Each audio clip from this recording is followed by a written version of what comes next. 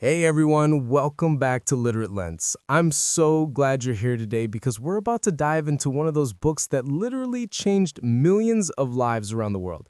If you're new here, this is where we break down the most powerful books in the stories you can actually feel and understand. So hit that subscribe button right now because trust me, what you're about to hear in the next hour might just change the way you think about money forever. Today, we're talking about Rich Dad, Poor Dad by Robert Kiyosaki. And I'm not going to lie to you, this book hit me differently. It's not just about getting rich, it's about understanding why some people struggle their entire lives while others seem to have money working for them. So grab a cup of coffee, get comfortable, and let's get into this incredible story. So picture this. It's the 1950s in Hawaii, and there's this young boy named Robert. He's growing up in a middle-class family, and he has two dads. No, not literally, but two father figures who are teaching him completely opposite things about money. One is his real dad, his biological father, who he calls his poor dad. The other is his best friend Mike's father, who he calls his rich dad.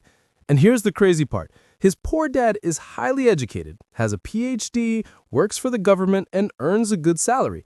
His rich dad never finished 8th grade, but owns multiple businesses and is building serious wealth.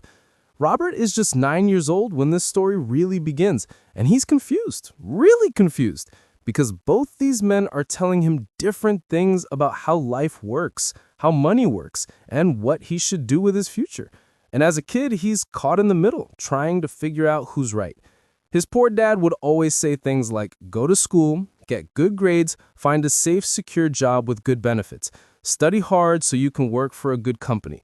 His poor dad believed that education was the key to success, that a stable job was the answer, and that you should work hard for money. He'd say things like, I can't afford it, or money doesn't matter, or I'm not interested in money. And you know what? This is exactly what most of our parents told us, right? This is what society tells us. Work hard, climb the corporate ladder, save your money, and retire at 65. But then there was Rich Dad. And Rich Dad had a completely different philosophy. He'd tell Robert, don't work for money, make money work for you. He'd say the poor and middle class work for money, but the rich have money work for them. Instead of saying, I can't afford it, Rich Dad would ask, how can I afford it? See the difference? One statement shuts your brain down. The other one opens up possibilities. So young Robert starts spending time with Rich Dad, learning about money in a way schools never teach. And this is where the story gets really interesting. Rich Dad doesn't sit him down with textbooks and lectures. No, he makes Robert work. Robert's first job is working in one of Rich Dad's small grocery stores for 10 cents an hour. And Robert is excited at first because, hey, he's making money. But after a few weeks of working every Saturday morning, missing out on softball games with his friends, he gets frustrated. 10 cents an hour? Really? He feels used. He feels angry. So Robert storms up to Rich Dad, ready to quit, ready to tell him this isn't fair. And this is the moment where Rich Dad teaches him the first massive lesson. Rich Dad looks at him and says, good, you're angry. Most people accept their paycheck without thinking. They get up, go to work, pay their bills, and do it all over again. They're trapped in what I call the rat race. They work for money, but they never stop to think about making money work for them. Robert doesn't fully understand this yet, but Rich Dad continues. He tells Robert that he's going to stop paying him. That's right, $0 an hour. Robert thinks he's gone crazy, but Rich Dad says, I'll teach you about money, but you'll work for free. This forces Robert to think differently. If he's not working for money, what's he working for? He's working for knowledge. He's working to learn how the game of money really works. And this becomes one of the central themes of the entire book. Most people go to school, learn to be employees, and spend their whole lives working for money. They trade their time for dollars. But Rich Dad is teaching Robert to think like an owner, like an investor, like someone who builds assets that generate income without him having to be there. Over the years, as Robert grows up, Rich Dad continues his lessons. He teaches Robert the difference between assets and liabilities. And this is huge because most people don't actually know the difference. Rich Dad makes it simple. An asset is something that puts money in your pocket. A liability is something that takes money out of your pocket. That's it. It doesn't matter what society says or what your banker says. If it puts money in your pocket, it's an asset. If it takes money out, it's a liability. So Rich Dad asks Robert, is your house an asset or a liability? Most people would say, asset, right? You own it, it's valuable, it's real estate. But Rich Dad says no, your house is a liability. Why? Because every month, it takes money out of your pocket. You pay the mortgage, property taxes, insurance, maintenance. It's taking money from you. Now, a rental property that you own and rent out, that's an asset because it puts money in your pocket every month. This blew Robert's mind, and it blows most people's minds when they hear it. We've been taught our whole lives that our house is our biggest asset, our best investment. But Rich Dad is showing Robert that rich people focus on buying assets, things that generate income, stocks that pay dividends, rental properties, businesses, intellectual property, anything that makes money while you sleep. Poor Dad, on the other hand, focused on job security and a steady paycheck. He'd tell Robert to get a good education so he could get a good job. But Rich Dad would say, get a good education so you can buy good assets. See, Rich Dad wasn't against education. He was against the narrow kind of education that only teaches you to be an employee. As Robert gets older, he starts to see the patterns more clearly. His poor dad is highly intelligent, works incredibly hard, but always struggles with money. He's stressed about bills, worried about job security, hoping for a raise or promotion. His rich dad, with less formal education, is relaxed about money because his assets are working for him. He owns apartment buildings, businesses, stocks. Money comes in whether he shows up to work or not. And here's something that really hit me when I read this book. Rich Dad explains that there are two kinds of money problems. Poor people have money problems because they don't have enough money. Rich people have money problems because they have too much money and need to figure out what to do with it. Most of us are stuck in the first category, working hard, paying bills, living paycheck to paycheck, no matter how much we earn. We get a raise, and somehow our expenses go up too. We buy a nicer car, move to a bigger apartment, upgrade our lifestyle. It's called the rat race, and most people never escape it. Rich Dad teaches Robert about financial intelligence. He says there are 4 main skills you need. Number 1, accounting, the ability to read and understand financial statements. Number 2, investing, the science of money making money. Number 3, understanding markets, supply and demand. And number 4, the law, knowing tax advantages and legal protections. These aren't things they teach you in school, but they're exactly what rich people know. Robert shares a story about how Rich Dad would sit him and Mike down with Monopoly money and teach them about cash flow. He'd show them how to track income and expenses, how to build assets, how to minimize liabilities. And years later, Robert realizes that Monopoly isn't just a game, it's literally a simulation of real life. 4 houses, 1 hotel. That's the formula. Buy assets that generate income, reinvest that income into more assets, and build wealth over time. But here's where it gets emotional for Robert. His poor dad is a good man, a kind man, a hard-working man. He's everything society says you should be. But despite all his education and hard work, he's financially struggling. He's stressed, he's worried, and he's teaching Robert the same path that led to his stress.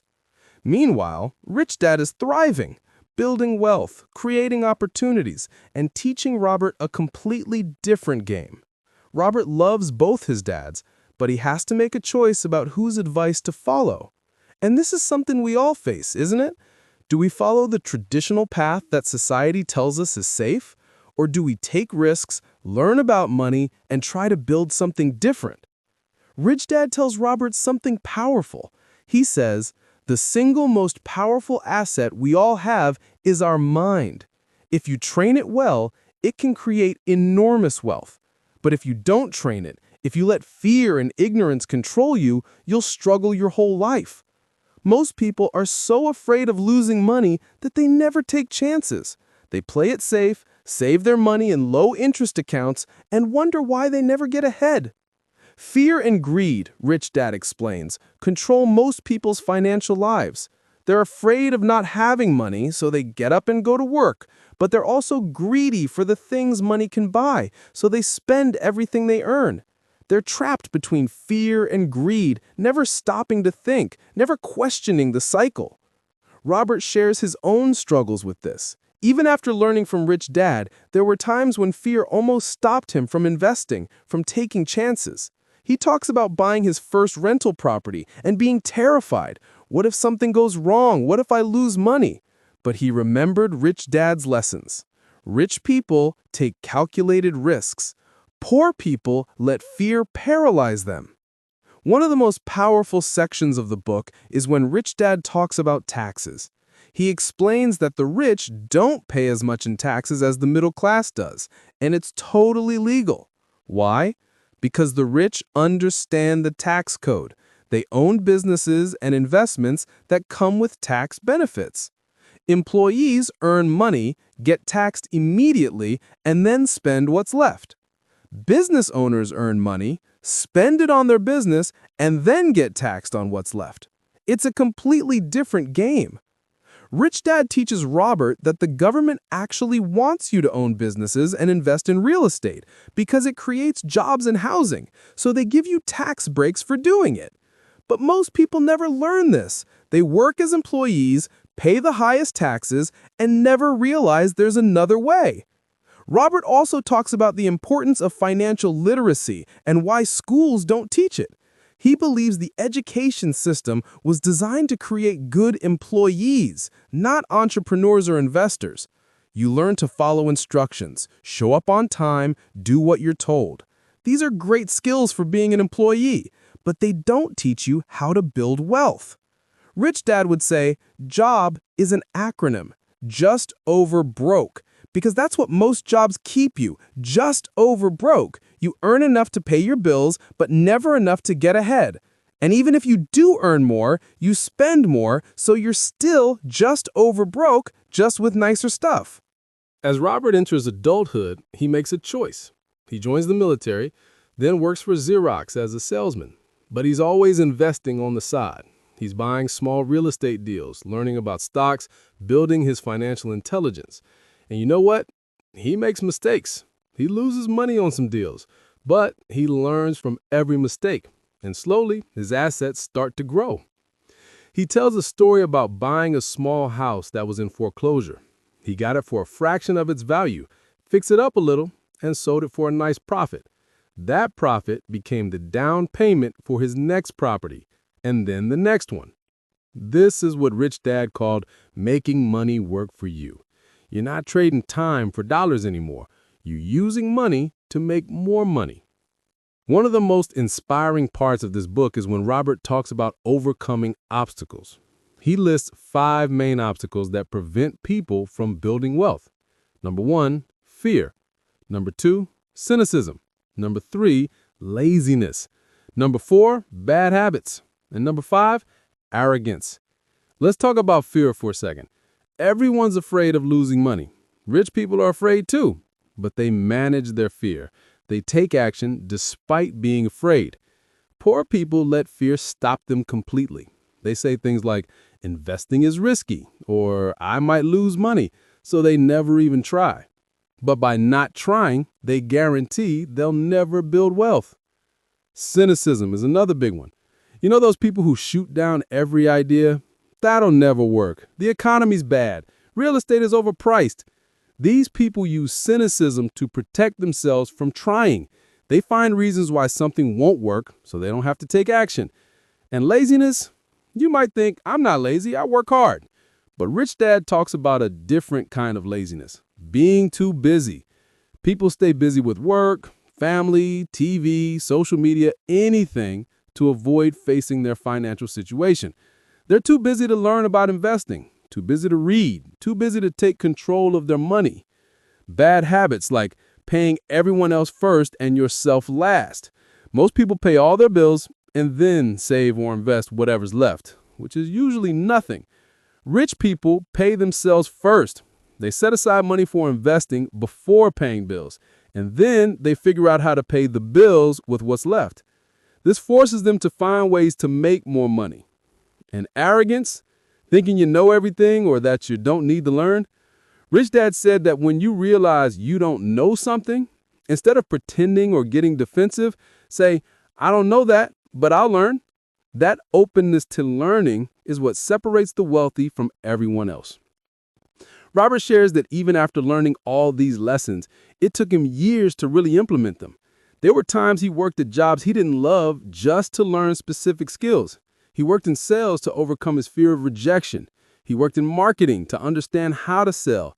He wasn't just working for a paycheck. He was working for skills that would help him build assets later. And this is such an important point. Rich Dad told him, don't work for money, work for learning.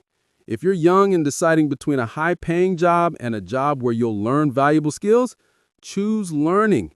Those skills will pay off exponentially more in the long run. Robert also emphasizes the power of giving. Rich Dad taught him that the more you give, the more you receive. And I'm not talking about giving so you can get something back. I'm talking about genuine generosity.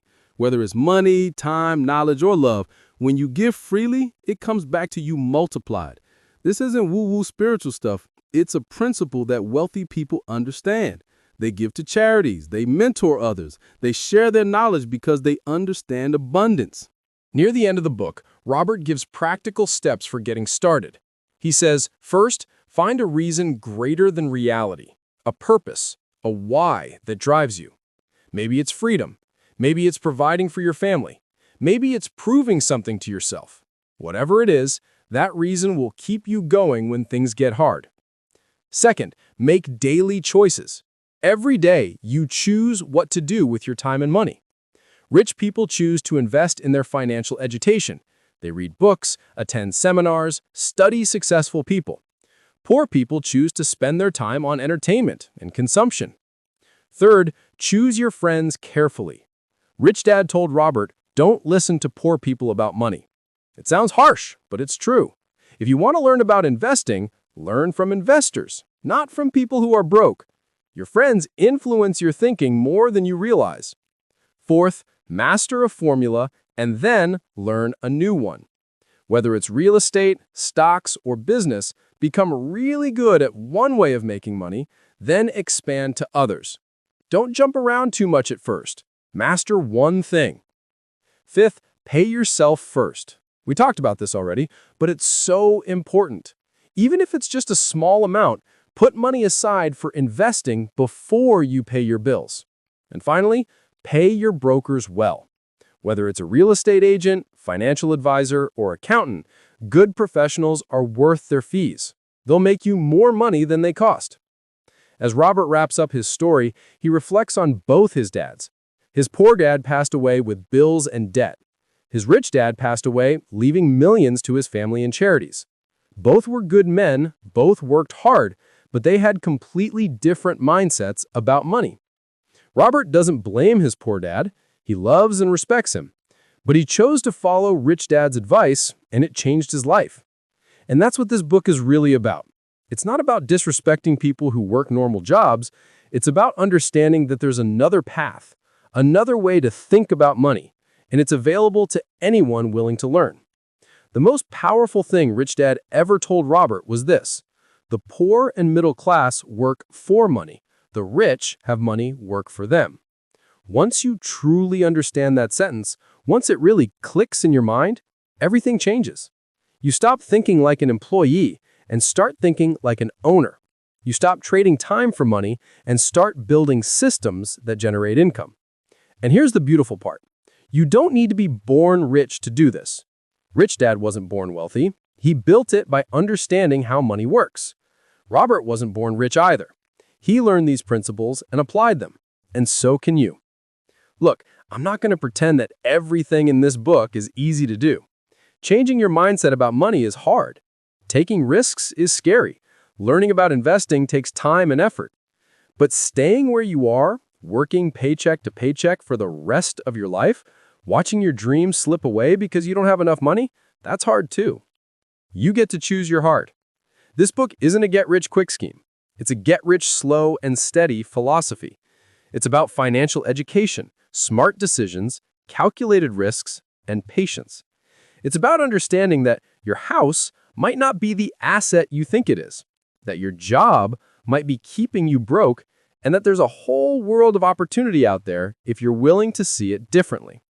So, as we close out this summary, I want you to ask yourself, are you working for money, or is money working for you? Are you building assets or just accumulating liabilities? Are you letting fear control your financial decisions, or are you educating yourself and taking action? Robert Kiyosaki's Rich Dad Poor Dad isn't just a book about money. It's a book about mindset, about seeing the world differently, about questioning what you've been taught and deciding for yourself what path you want to take. And that's exactly what we do here at LiterateLens. We break down books that challenge you, inspire you, and give you tools to create a better life. If this summary resonated with you, if something clicked, if you're feeling motivated to start learning about money and investing, then please hit that subscribe button right now. We're building a community of people who want to grow, who want to learn, who refuse to stay stuck in the rat race. Every week, we bring you powerful lessons from books that can change your life. Drop a comment below and tell me, what was your biggest takeaway from Rich Dad Poor Dad? Are you Team Poor Dad or Team Rich Dad? What's one action you're going to take this week to start building your financial intelligence? I read every single comment, and I love hearing from you. And hey, if you know someone who needs to hear this, someone who's stuck in a job they hate, someone who's always worried about money, share this video with them. Knowledge is the greatest gift you can give, and this might be exactly what they need to hear right now. Thank you so much for spending this hour with me. Thank you for being part of the LiterateLens family. Remember, it's never too late to start learning, it's never too late to change your financial future, and it's never too late to make money work for you instead of the other way around. Until next time, keep reading, keep learning, and keep growing. I'll see you in the next one.